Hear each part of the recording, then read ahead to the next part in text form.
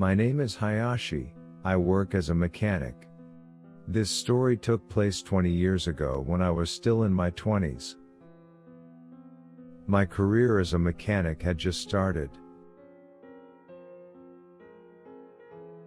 When I was a child and still living in my hometown, I had a good friend named Tominaga. He was a car enthusiast like me and had taken over his family's car demolishing business.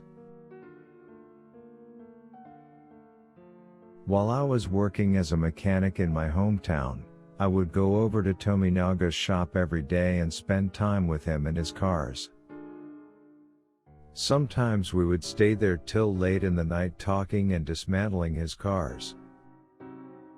One day, I visited his shop as usual after work and we both had a great time talking about cars. While we were talking, I thought I heard someone's voice from outside the office. Tominaga's warehouse was at the end of an alley, so no one ever really passed outside unless they were coming to the shop. While Tominaga spoke to me, I tried to focus on the voice coming from outside. The person outside continued to speak. I asked Tominaga if he could hear the voice outside and if he was expecting anyone. Of course not. Don't be silly, it's late already, he told me. Silently we both listened to what was going on outside. It sounded like it was coming from the car yard, not the road. Tominaga stood up and said, "Whoa, whoa, whoa, whoa, is someone stealing something? There has been a bit of trouble around here recently." Together we left the office and made our way toward the car yard. A faint sound could be heard coming from behind a pile of demolished vehicles. Tominaga shone a flashlight in the direction of the voice, but it was too far away to make out if there was a person there or not.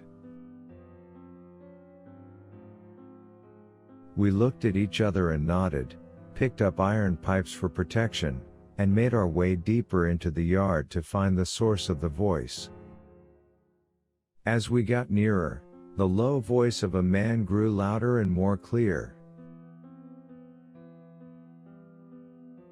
As we got closer to the voice, we noticed it was coming from a car that was waiting to be demolished.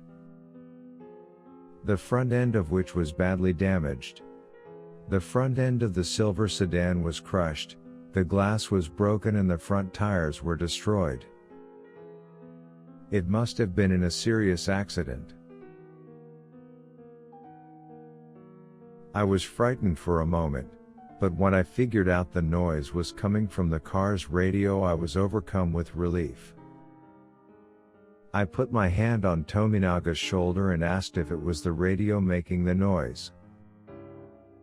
I suggested that we turn it off and go back to the office, but Tominaga ignored me and stood there staring at the crashed car. "Hey, Tominaga?"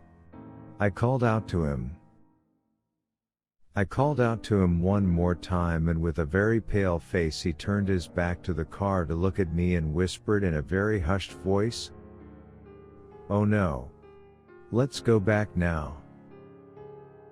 "What? Is this still freaking you out?" I asked.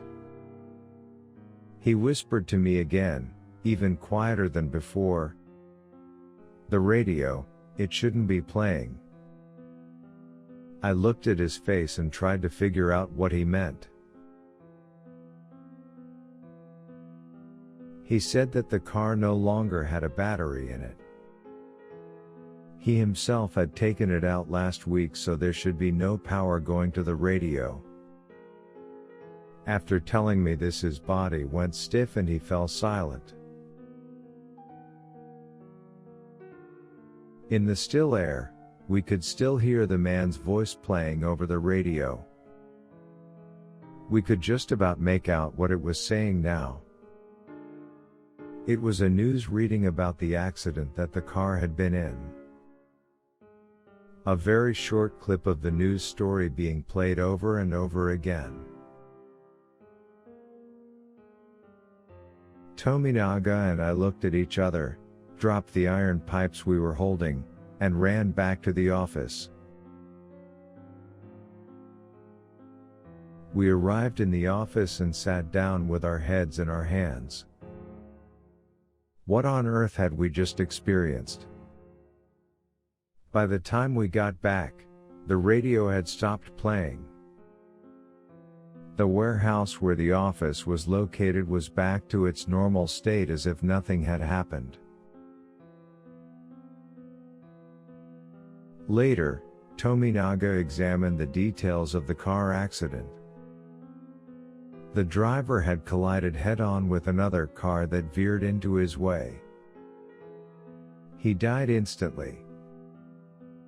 To this day we wonder if the news that we heard coming from that car's radio was a message of some kind.